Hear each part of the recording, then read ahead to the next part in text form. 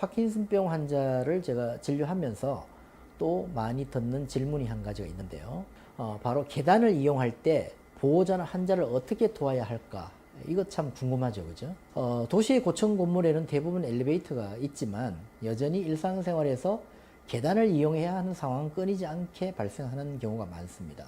파킨슨병 환자가 계단을 오르내릴 때는 난간을 잡도록 주의를 줘야 됩니다.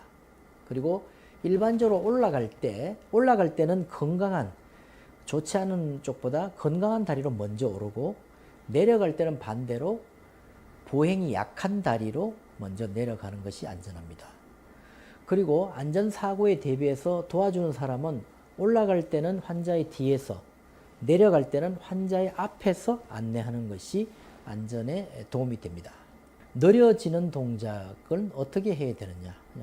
환자가 자꾸 동작이 느려지는 서동증이 있을 때는 어떻게 가족들이 대처를 하고 보호자들이 대처를 해야 되는 걸 많이 문의를 주시는데요.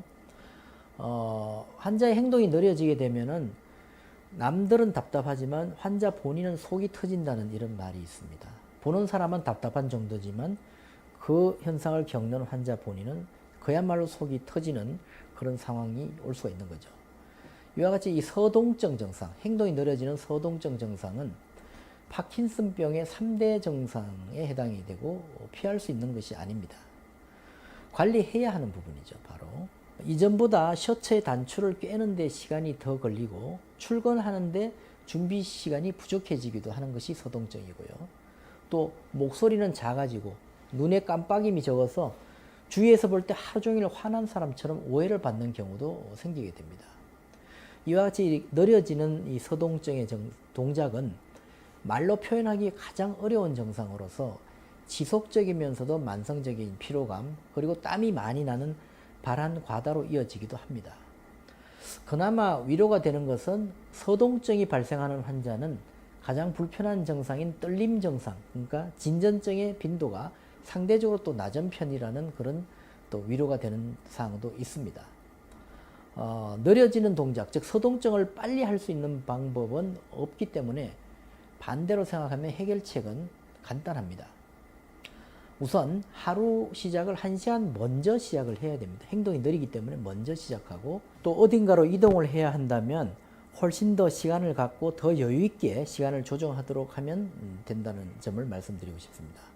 그리고 만약 운전을 해야 한다면 좀 덜 붐비는 시간을 정하고 더 여유 있는 시간을 가지고 차량 간의 거리를 평소보다 훨씬 길게 잡으면 여유가 생기기 때문에 이런 느린 서동증을 커버할 수가 있으니까 이런 마음의 여유를 가지는 것이 상당히 중요하다고 볼 수가 있습니다. 그리고 파킨슨병 환자들이 많이 겪는 증상 중에 하나가 몸이 떨리는 진전증인데요. 이 몸이 많이 떨릴 때는 어떻게 해야 하나, 이것도 역시 많은 질문을 받는 증상 중에 하나인데요. 파킨슨병 환자의 약 70%에서 80% 정도는 떨림이라는 진전증이 나타납니다. 그러나 떨림이 많은 환자들은 향후 보행장애가 오는 확률은 또 비교적 적은 편이기 때문에 이 떨림 증상이 많다는 것이 꼭 나쁜 것은 아니다. 그러니까 파킨슨병의 증상 중에서도 경한 증상에 해당이 된다, 이렇게 볼 수가 있습니다. 보행장애는 떨림보다 훨씬 심각한 문제를 일으키기 때문에 이 진전증이 있는 것을 가지고 절망할 필요는 없고 희망을 가지고 이겨내는 것이 상당히 중요합니다. 그리고 또 하나 주의할 것은 손떨림이나 몸이 떨리는 분들이 가장 신경 쓰는 것은 바로 타인의 시선입니다. 그래서 저는 이런 분들에게 상당히 많이 잔소리를 하는 편인데, 남의 시선을 신경 쓸 필요가 없고 나는 내대로 심리적 안정을 취해서 보행장애보다는 떨림이 차라리 낫다, 이런 생각을 가지고 극복을 해나가고 잊어버리는 것이 좋다, 저는 그렇게 생각합니다. 떨림이 심하다면 조금 기다렸다가 떨림이 줄어들면 행동을 하는 것이 좋고요. 그리고 손과 팔을 앞으로 쭉 뻗으면 떨림이 좀 감소할 수도 있습니다. 그리고 손이 떨릴 때는 팔꿈치를 옆구리에 붙이는 동작을 하거나 또는 첫째 손가락, 둘째 손가락을 붙여서 팔꿈치를 옆구리에 붙이고 앉아 있으면 떨림이 많이 진정이 될 수 있으니까 여러 사람들이 모이는 장소에서 불편할 때는 그렇게 해보시는 것도 좋고요.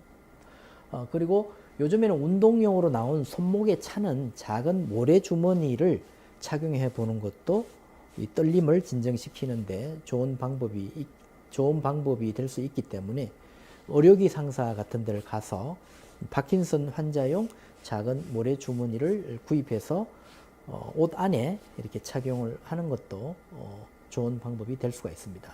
그리고 파킨슨병 환자의 경우 대부분의 떨림이 안정시에 나타나지만 주로 정신적 긴장 또는 대인관계, 몸과 마음의 피로가 올 때 또 더 심해지는 경우도 있습니다.